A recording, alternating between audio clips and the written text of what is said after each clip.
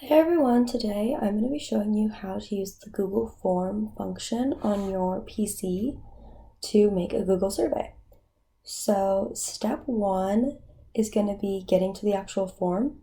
First things first, you're going to have to open your browser of choice. Today I'm going to be using Google Chrome, but you're definitely welcome to use Internet Explorer, Edge, whatever you're most comfortable with. So once you're there, go to google.com, then you're going to log into your account. So I'm already logged in right here, but if you weren't, you'll see a sign in option in the upper right hand corner. Once you're logged in, we're going to click on this grid icon. So I'm just going to left click here, and a drop down menu is going to appear of all the Google apps. I'm going to go all the way down to Drive right here, the little triangle, and left click. This is going to redirect me to a new page with my actual Drive in it. So my Drive has all these documents that I've made using my Google account, and they just automatically upload into this Drive. So to start my form, I'm going to click this button that says New in the left corner. Once I left click it, I'm going to get a drop down menu of different kinds of forms I can make, but what I'm looking for is the purple one that says Google Forms. So once I hover over this button that says More, I'm going to see this Google Forms appear and left click.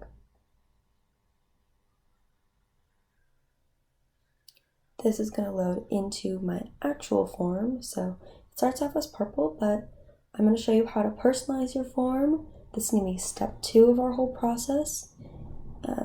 So I like to start by changing the appearance of everything. If I left click on this palette up here, I'm going to get a bunch of options. So what I can do here is I can change the font. I can change it to, they have a couple pre-made options. I like to change it to formal. I think it looks nice. And then from there, I can change this header and color down here. So I can either put a picture or I can just have it be a solid color. I'll show you how to use the picture though. If I left click on this choose image function, I'm going to get a bunch of options provided to me by Google. I also have the option to upload something from my own computer. But I'm just going to click this one right here and select it. Then it's going to load into my form right here at the top. So once it loads, it's going to provide me with a couple options down from my bottom that's suggested, just based on the color scheme of the photo. But if I don't like those, I can definitely just go in here, pick whatever color I want. I'll click add, and then it's going to give me a couple options. So I'm just going to choose this one, but I could make it pretty much white if I want. And once I'm content with how it looks, I'm just going to click this X, and then we can start changing the content of the form. So the first thing in the content I think is important to change is the title. So up here it says untitled form. I can just left click this with my cursor. It's going to highlight it, and then I can type in whatever title I want. And since it's a Google form, it's going to just be constantly uploading. So as soon as I click anywhere else, you're going to see a change right here. Then if I really want, I can add a description. Just do the same thing. I can highlight it and type in right here. So that could just be like what your quiz is about, what the purpose of your survey is, whatever you feel like. So once I'm done with the header kind of information, I can start moving into my questions. So if I click down here, I'm going to start opening the question tab. This is where I'm going to see all the options for editing questions. To change what my actual question is, I can highlight this just by left clicking on it, and then I can type in, I'm just going to write question 1, but you can type in whatever question you're asking, and I can choose what kind of question I want to make by left clicking on this drop down arrow, and I can make a short answer, I can make it a scale, whatever you want. You can click on any of these options. For now I'm just going to make it a short answer, and you'll see it's going to change how they can respond. So I can keep adding questions if I want by clicking this plus button. And I'm just going to show you a couple different question types while I do this. So if you want the linear scale, it looks like this. And it's from 1 to 5, but you can change the numbers. And it's going to look like this once I move on to the next question. So I can change this into more checkboxes, maybe. And then I can add the different question options. like I said, I'm going to put the question itself in here. And another thing I can change in my questions is if this is not something I need them to answer, I can always toggle it to not be required. Automatically, it's going to be required. It's going to be this colored position, but if it's not something I need them to answer, I can toggle the switch just by left clicking, and it's no longer going to be required. So you'll see how these ones have a little red asterisk next to them. That means they're required. But now that I've toggled this off, option 3 is not going to have the red asterisk. So that's a cool function.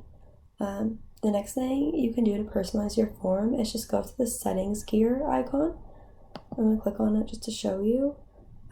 These are more related to your response settings a little bit, but you can make it so people can only respond one time.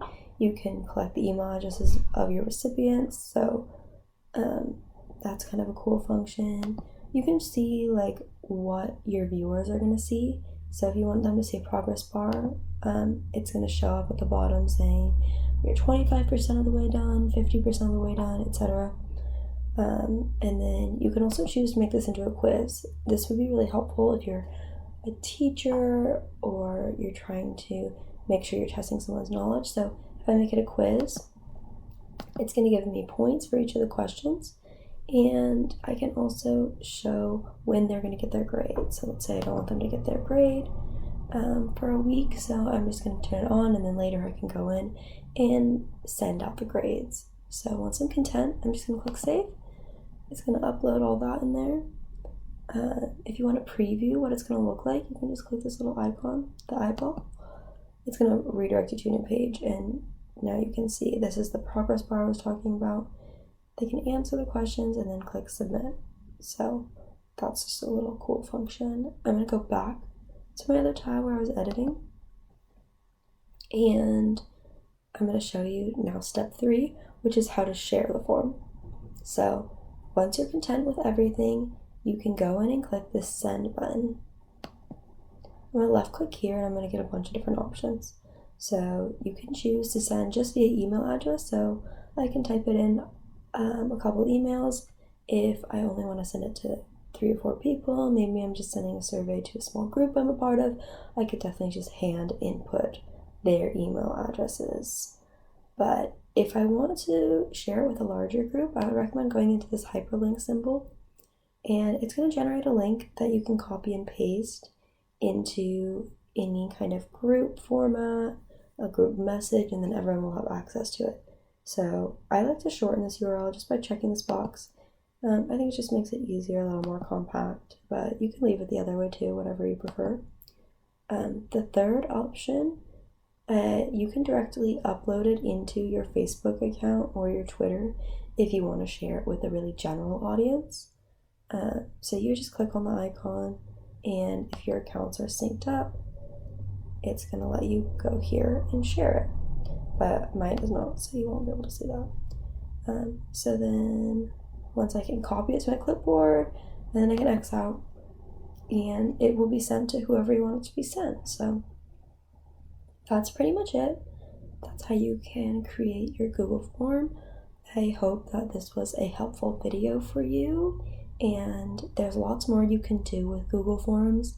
If you want to find a more complex video, I'm sure there's one out there to show you all the little different techniques, but I think this is a good place for you to get started. So I hope you had a good time watching. Thanks for listening.